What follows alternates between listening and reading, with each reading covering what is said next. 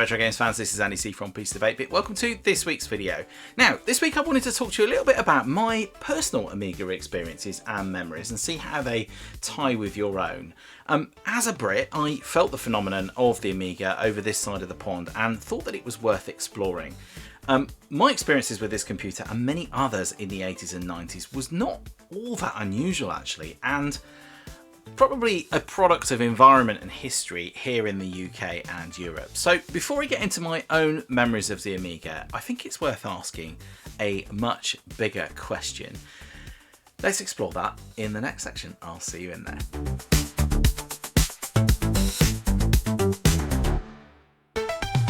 So, the question: why was the Amiga such a huge success in the UK and Europe, yet in the US, actually only a relatively modest success? Kind of weird, especially when you consider that this is an all-American computer. Let's not forget that part.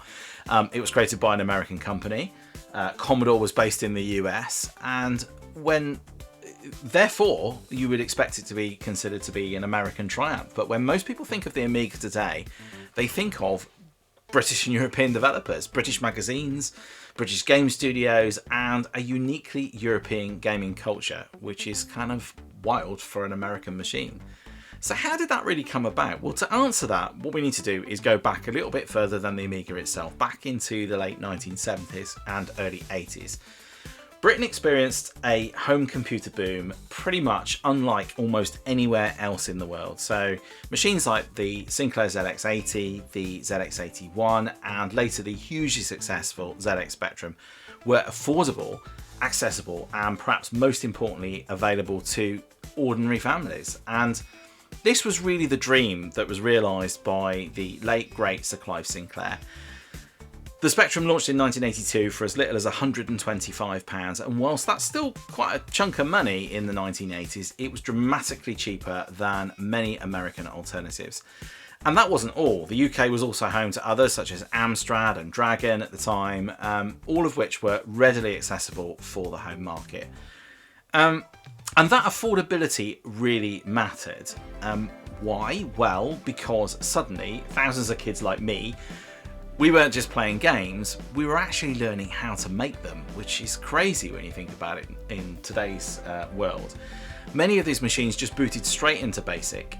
You switch the computer on and you're immediately presented with a programming prompt. I had a Dragon 32 back in the 80s, and it was very much the same mould as all of its rivals. You just booted in and you could start writing BASIC straight away. Remember, of course, back then there was no app store, there was no operating system to navigate, there was no internet, you just got a blinking cursor on the screen. And that environment really helped to create what became later known as the bedroom coder scene. Teenagers could write games in their bedrooms, they could send them to publishers through the post, and sometimes find themselves with a commercial release. You'd see them in magazines. Someone had sent in a game or a program, and you could copy out, or it would be some success story about someone who had created an amazing game. Chuck Egg is a great example of where such a thing happened. And it's difficult to overstate how important all of that was. Future founders and developers from studios such as DMA Design, Rare, the Bitmap Brothers, Psygnosis, and Codemasters all emerged from that very culture. And some of those studios are still around today, and some of them are massive, of course, DMA being Rockstar North.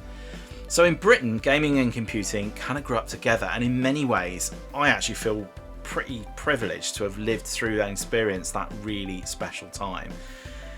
And here's the crucial distinction. Across the Atlantic, things were developing very, very differently. In America, the video game market had already been established through dedicated consoles such as the Atari 2600, and later, of course, the hugely successful Nintendo Entertainment System. Popular here, not anything like as popular as it was in the States. It emerged like a phoenix from the 1983 video game crash, which also, just to add, was very much a US felt blip, and for many of the reasons we've already talked about, it was not something we really felt here in the UK. Certainly not something I was even aware of as a kid, in fact. But for many American families then, gaming happened on a console in the living room. Computers were increasingly viewed as productivity devices. They were machines for work, for education, business. And by the late 80s, the IBM PC and many compatible clones were becoming increasingly more common. And particularly as the prices of those also started to fall, American consumers essentially then often aspired to owning both. They would have a console for gaming and a PC for work. Not that unusual in today's world, but back then, pretty wild. But here in Europe, we took somewhat of a different route. Home computers remained the primary entertainment device for many households. If you could only afford one machine, as was the case for many people, a computer that could play games as well as help with your schoolwork, teach programming, run productivity software, well, that was obviously a hugely attractive proposition. And that, of course, is where Commodore really kind of entered the story. By the time the Amiga arrived in 1985, Commodore wasn't an unknown company. The Commodore VIC-20 had sold around 1 million units, whilst the legendary Commodore 64 went on to become the best-selling single computer model in history. It's obviously still being reimagined and sold today, and it shifted somewhere in the region of between, depending on your estimates and where you get your figures from, somewhere in the region of between 12 and 17 million units. Now, particularly in the UK and Germany, Commodore already had enormous brand recognition. Families trusted the name, retailers stocked the products, developers knew there was an audience waiting, and so they were just pushing against an open door to a market. And then along came Amiga, and it felt like something from the future. It really did. It was so far ahead of anything anyone had ever seen up to this point. It was just phenomenal. It launched, the Amiga 500 launched in 1987 in the end, and combined a 16-bit Motorola 68000 processor, something which I've actually programmed on a little myself, and it was a pretty cool bit of kit, to be honest. This would have been in the 90s, but still pretty cool even then. It also came complete with dedicated custom chips for graphics and sound. And compared to the 8-bit machines many of us were used to at the time, it was absolutely astonishing. The step change was just enormous. Bear in mind, of course, that this was 3 to 4 years ahead of the 16-bit console generation at this point, being around, bringing us for the first time then, smooth scrolling, large colourful sprites, digital sampled sound, stereo audio, multitasking. These were just like wild things to have on a computer back then. And of course it brought a graphical operating system, which, although was not a completely new concept, it was still a good 3 years before Microsoft released its first commercially successful version of Windows on PC, Windows 3.0. We had it on Mac, but Mac was very expensive. And so in many ways it delivered experiences that home console owners just couldn't do, and they wouldn't see until years later. The result was then extraordinary. Worldwide, the Amiga sold between 4 and 5 million systems. Now, that might actually sound quite modest when you compare that to the number of units that Nintendo or Sega were shifting at the time. But what's important to remember is where those sales were happening. A huge proportion were concentrated in the UK, Germany, France, and other parts of Western Europe, and the machine essentially became part of that cultural fabric of gaming across the continent. And because so many machines were sold here, developers then followed, naturally. The UK in particular became a creative powerhouse. We've spoken about it before with studios such as Team 17, the Bitmap Brothers, Psygnosis, Sensible Software, Gremlin Graphics, many others that push the hardware in ways that still really impress today. And as I've spoken about before, we had games, amazing games like Lemmings, Sensible Soccer, Speedball 2 Brutal Deluxe, Another World, The Secret of Monkey Island, Cannon Fodder, Turrican 2, the list goes on. And these games weren't just popular in Britain, I might add. They were played across Europe and in many cases around the world. Now, the Amiga effectively became a training ground for an entire generation of developers. Many of the people who learned their craft during the Spectrum and Commodore 64 years just graduated to the Amiga. The tools became much more sophisticated, the budgets became larger, but most importantly, that kind of creative spirit, that imaginative, innovative spirit remained. And They went on to create the games that had so much magic in them that we all remember and that we all love today as well. And it could be a small team, and sometimes just one person. Case in point, Another World could still create something utterly remarkable. And perhaps that's the real reason why the Amiga feels so different. It wasn't just a computer; it was the product of decades of European computing culture and history. And it was a culture that was built on affordability, accessibility in terms of programming, supporting bedroom coders, and a belief that computers ultimately weren't just appliances that sat in your home that were for work or for education. They were something you could understand, modify, play with, create. And for many of us, myself included, that is absolutely where the magic really began.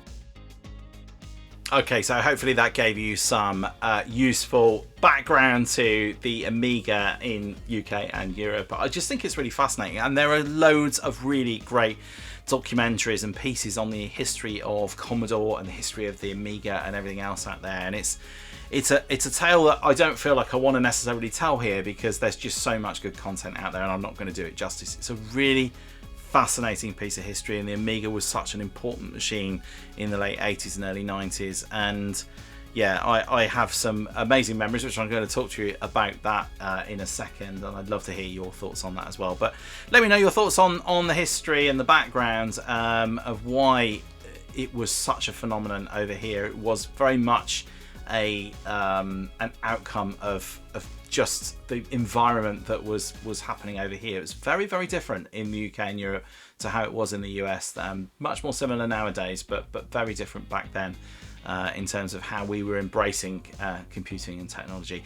So let me talk to you a little bit now for 5-10 minutes about my experiences, and like I said, I'd love to hear your thoughts as well. Let's dive into my Amiga journey in the next section. I'll see you in there.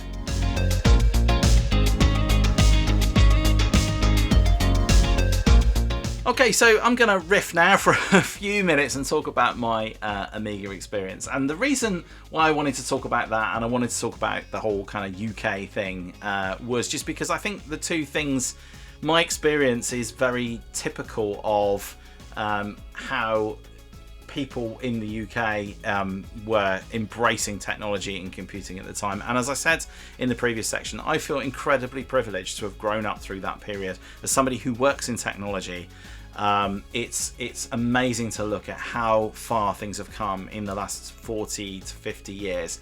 And we've grown up with that, and things have sort of leveled off a bit now when you think about how generations go from one thing to the next. When you think about PS4 to PS5, that generational leap now is all tweaking and small improvements and enhancements, 4K to 8K television, HD to 4K.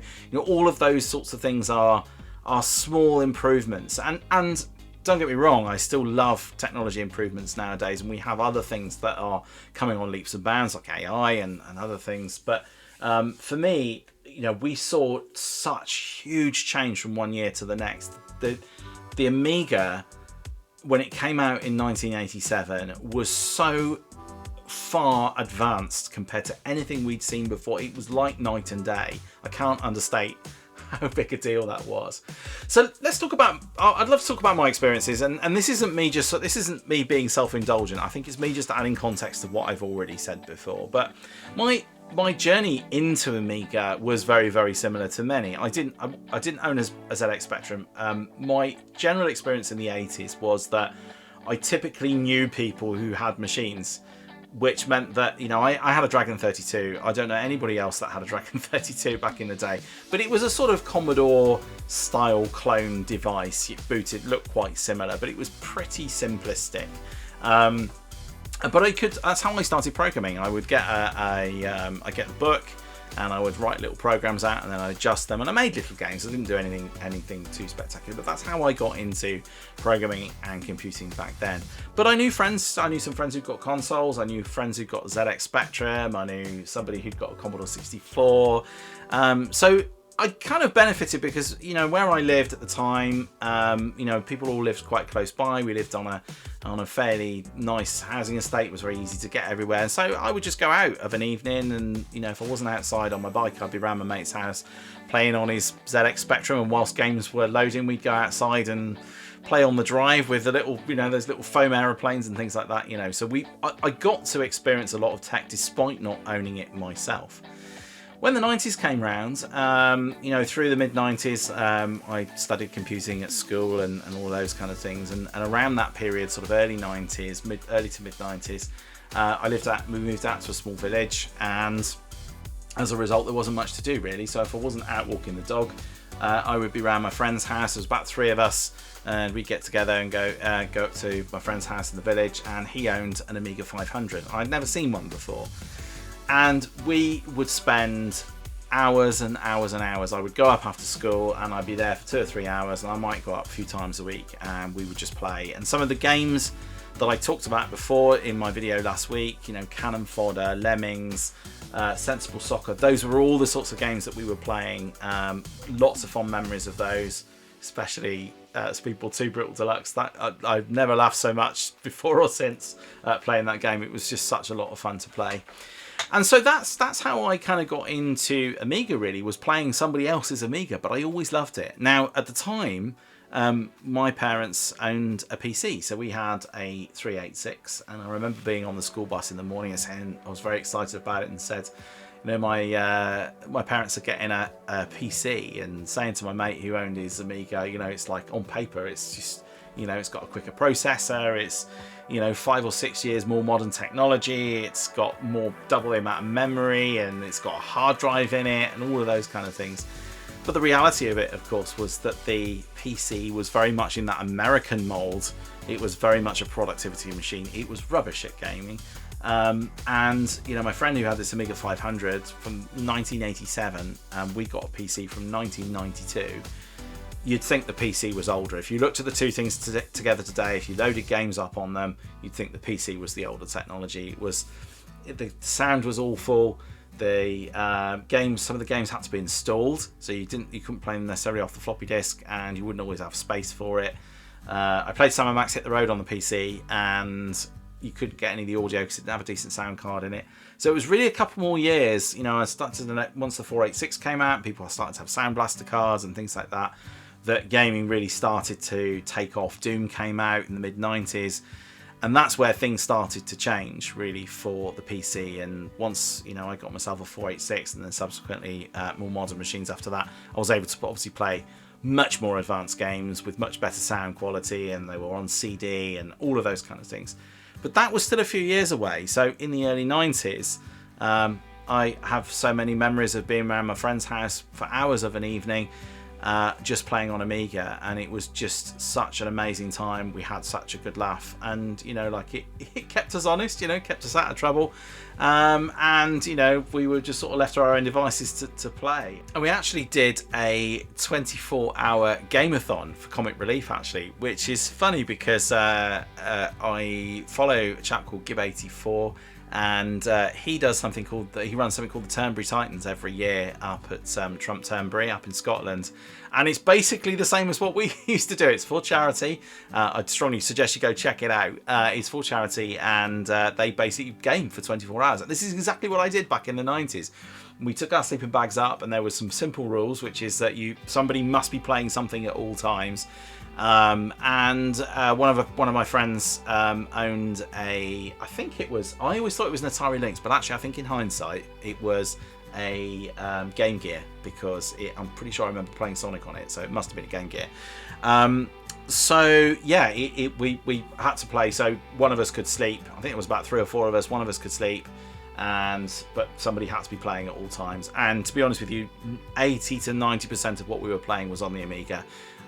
We just loved it, and we would just play for hours, and we were absolutely shattered the next morning or the next day after we'd finished our challenge, but we absolutely did it. And we raised a little bit of money as well, and we were only teenagers, raised a little bit of money for Comic Relief, but we had loads and loads of fun doing it. So yeah, got to play a lot of Amiga on that day, that's for sure.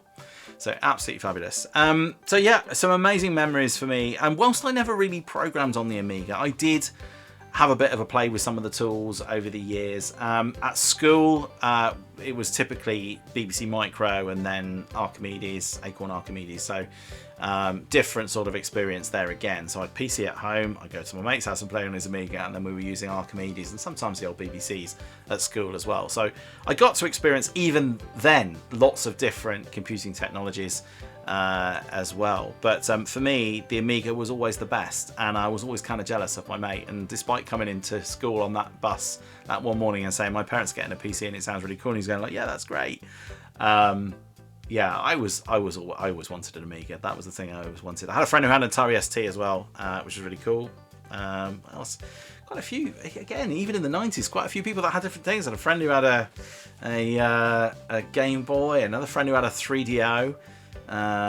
So yeah, quite a few sort of random things back in the day. But for me, like I said, it was always the Amiga that I loved the most. And that's probably, even despite owning a PC at home, I probably paid on my friend's Amiga more than on my own PC.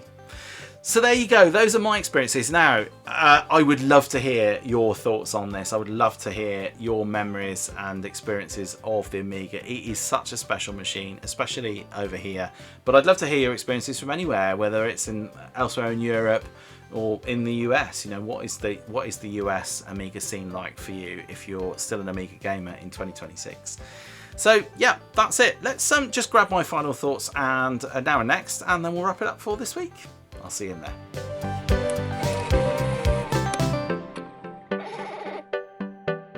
Okay, there you go. Well, thanks for staying on if you're still watching this. Hope you found that useful. I've been wanting to do this for a little while, and I've been wanting to do the Amiga month with for a little while because, as you can probably tell, it is a machine I absolutely love. And now I own my own Amiga, and I should have added that into my story really, because this is actually the end of my story for Amiga really, because I always wanted an Amiga. And I bought an Amiga 500 Mini sort of around the time I started the channel, so a couple of years ago now, because I always wanted to own one, and I've emulated games and all those kind of things, but I've always wanted to own an original Amiga 500. Now, I also have an Amiga 1200 on pre-order, but it's a Retro Games reimagined Amiga 1200. It's not a proper one. It looks the part. I can't wait. It's going to be the end of the year. I've got to wait to the end of the year to get it. But yes, the original Amiga 500, this is what's sitting here. Now, the story of this particular unit is also quite interesting. Sadly, my father-in-law passed away a couple of years ago, and I was around my mother-in-law's house, and she said, "Oh, there's some old technology up in the loft, and if you can go up there and get me a few bits and pieces down, just whatever you find, you can have." I'm like, great. And I said to my wife, "What do you think it will be?" And she said, "I think it's probably going to be a Master System, because I owned a Master System when I was a kid." So she said, I think it'll be that." And I was like, okay, great, because I did have a Master System too, but I thought, you can never have too many Master Systems, right?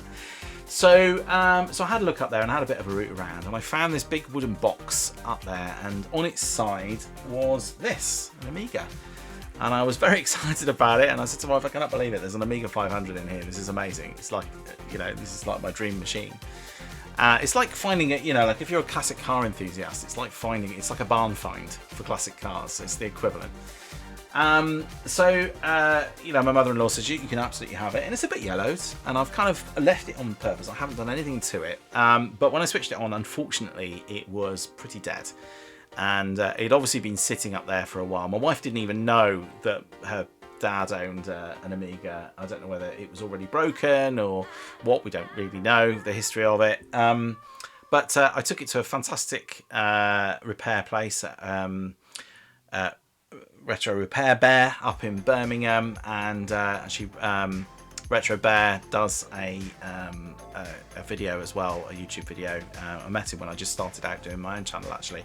His wife fixes computers up, and she had a look at this, and it was in a bit of a mess. The capacitors had leaked and caused lots of damage. So she said, "I can fix it, but it's going to be a big job." And to be honest with you, I probably, for the amount of money that I paid for it, and she did a fabulous job fixing it, and she fixed it for probably a lot less than her time was worth, I think. She did an amazing job and kept me up to date, and I said, look, there's no rush. She was very busy with things. There's no rush. Just get it done when you can get it done.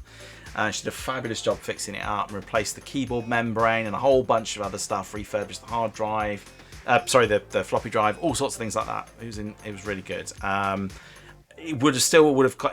Essentially in car terms, it should have been a write-off, but because of where it had come from and its history, I kind of wanted to keep it and I wanted to bring it back to life, and that is what we have now. And I've got it sitting here. It's got a GoTech in it, which means I can load games off a USB stick.